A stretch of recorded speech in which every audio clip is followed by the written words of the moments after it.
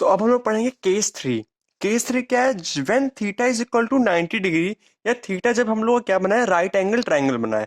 हम लोग को किसी भी इंस्टेंस ऑफ टाइम पे क्या निकालना होगा कि हम लोग की जो थीटा है वो राइट एंगल ट्राइंगल, मतलब थीटा 90 डिग्री कितने बार बनेगा। तो अगर हम लोग एग्जाम्पल लें या फिर हम लोग क्लॉक बनाए, ये हम लोग का क्लॉक बना है, ये होता है 12, ये होता है 6, ये होता है हम लोग का 3, ये होता है हम लोग का 9। तो कितने बार, अगर हम लोग की सिचुएशन कुछ ऐसी रहे तो एक थीटा 90 डिग्री यहां बनाता है, और सिचुएशन अगर हम लोग की ऐसी रहे तो एक बार यहाँ ये वाला डिग्री होता है, ये 90 डिग्री बनाता है।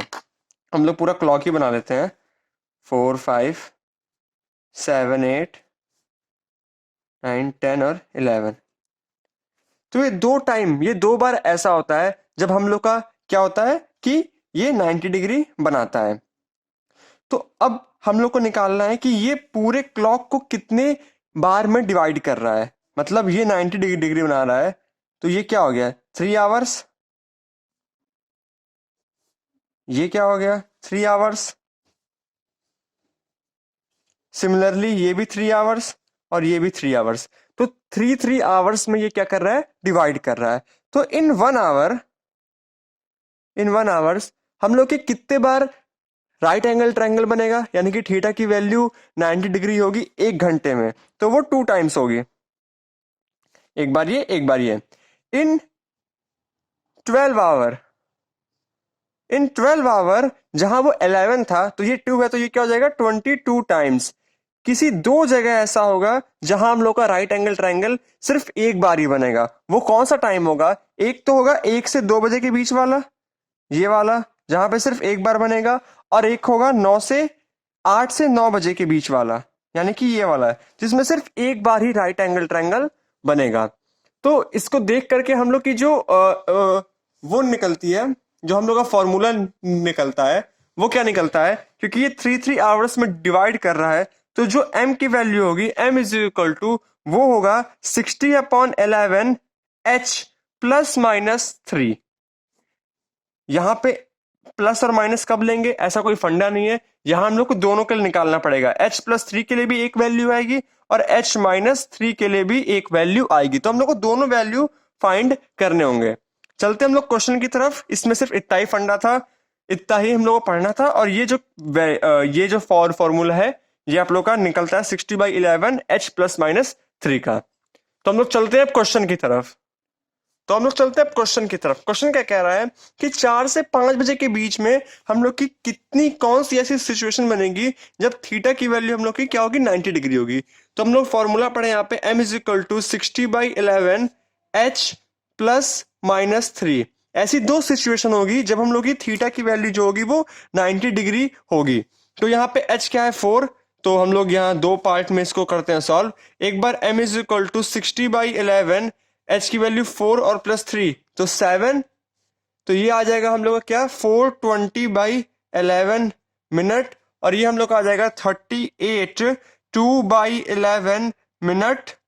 पार्ट्स, पार्ट्स क्या, 4, 4 बजे के बाद पार्ट्स 4। और एक हम लोग का आ जाएगा, क्या आ जाएगा, 60/11 इंटू 4 - 3 1।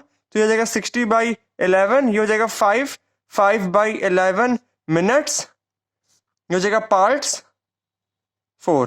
यानी कि 4 बजे के बाद ऐसी दो वैल्यू होगी जिसमें जो हम लोग का एंगल होगा वो थीटा का क्या होगा, 90 डिग्री बनेगा।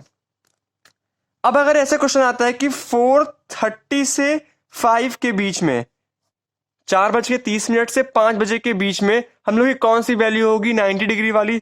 तो 4:30 के बाद अगर देखेंगे तो हम लोग ये वाली वैल्यू कंसीडर करेंगे। और अगर ये क्वेश्चन पूछता है कि 4 से हम लोग की 4:30 के बीच में ऐसी कौन सी वैल्यू होगी जब थीटा 90 डिग्री होगा, तो हम लोग उस सिचुएशन में ये वाली वैल्यू कंसीडर करेंगे। ये आप लोग समझ ही रहे होंगे, h+3 और h-3। h+3 जब 4 से 4:30 होगा और h-3 जब 4:30 से 5 होगा। तो इस कंडीशन में हम लोग की थीटा की वैल्यू जो होगी वो वेरी करेगी 90 डिग्री पर। ओके, फिर अगर क्वेश्चन ऐसा आता है कि हम लोग को थीटा की वैल्यू 90 डिग्री पर ही फाइंड करना है 6:30 से 7 के बीच में, 90 डिग्री पे हम लोग की कौन सी ऐसा इंस्टेंस ऑफ टाइम होगा जब हम लोग की थीटा की जो वैल्यू होगी वो 90 डिग्री मतलब राइट एंगल ट्रायंगल वो बनाएगा। तो हम लोग 6 से 7 के बीच में देखते हैं, 6 to 7 के बीच में, तो m की वैल्यू क्या हो जाएगी 60/11 और h +-3, h की वैल्यू होगी 6, हम लोग को 6:30 का निकालना है तो मतलब सेकेंड हाफ में जाना है तो h +3 लेना है, तो ये जगह 60/11 ये हो जाएगा 6 +-3 और लेना क्या हम लोग है प्लस, क्योंकि हम लोग को 6:30 से 7 निकालना है तो 60/11 इंटू 639 और ये हो जाएगा हम लोग का 540/11 यानी कि ये हो जाएगा 49 1/11 मिनट पार्ट्स क्या पार्ट्स 6 तो ये हो जाएगा हम लोग का फाइनल आंसर। और हम लोग को 6 से 6:30 के बीच में निकालना होता तो हम लोग क्या लेते 6 - 3 लेते और फिर हम लोग आंसर हम लोग अपना अप्रोच कर देते। तो बेसिकली हम लोग ने क्या क्या पढ़ा अब तक, किस किस डिग्री के लिए, डिग्री हम लोग ने 0 के लिए पढ़ा थीटा, हम लोग ने 180 के लिए पढ़ा, हम लोग ने 90 के लिए पढ़ा। अब कुछ मिसलीनियस डिग्री अगर आ जाती हैं पेपर में 4 5 7 तो इसको कैसे टैकल करेंगे, अगला हम लोग का केस यही है, बस ये लास्ट केस बचा है कि मिसलीनियस डिग्री के लिए हम लोग फाइंड कैसे करते हैं एंगल, मतलब एंगल दिया रहेगा 4 डिग्री पे और हम लोग को बताना क्या होगा कि किस इंस्टेंस ऑफ टाइम पे कब वो एंगल बनेगा, ये हम लोग का क्वेश्चन होता है। ओके, तो उस पे जाने से पहले हम लोग एक और क्वेश्चन देखते हैं। अगर हम लोग को निकालना हो कि 1 to 2 1 से 2 बजे के बीच में हम लोग की 90 डिग्री वाली एंगल किस इंस्टेंस ऑफ टाइम पे बनेगी, तो हम लोग यहाँ पे क्या देखेंगे कि जो m की वैल्यू हो जाएगी वो क्या होती है 60/11 और h +-3, तो h +3 के लिए तो ये क्या हो जाएगा 3 and 1 4 और h -3 के लिए ये क्या होगा h +3 के लिए तो डायरेक्टली ये क्या निकल जाएगा 60 into 4/11 और ये कुछ आ जाएगा वैल्यू 240/11 मिनट। पर h -3 के लिए हम लोग का ये क्या आएगा वैल्यू, ये हम लोग की वैल्यू है 60/11 और ये आ जाएगी हम लोग की वैल्यू -2। तो -2 को कैसे कंप्यूट करें तो -2 को कंप्यूट करने के लिए मैंने क्या बताया था, अगर ये क्लॉक है ये 12 है और ये 1 है ये 2 है और ये अगर 11 और ये अगर 10 है तो इस साइड में जब हम लोग आते हैं तो इसको हम लोग क्या पढ़ते हैं 13 14 और इस साइड में आते हैं तो इसको पढ़ते हैं हम लोग -1 -2, तो -2 की वैल्यू क्या हो जाएगी 10, तो इस 2 को हम लोग रिप्लेस कर देंगे किससे 10 से और फिर ये निकल जाएगा हम लोग का 600/11 मिनट और ये हम लोग का निकल जाएगा 54 9/11 मिनट। तो इस तरह से इसको हम लोग टैकल कर सकते हैं।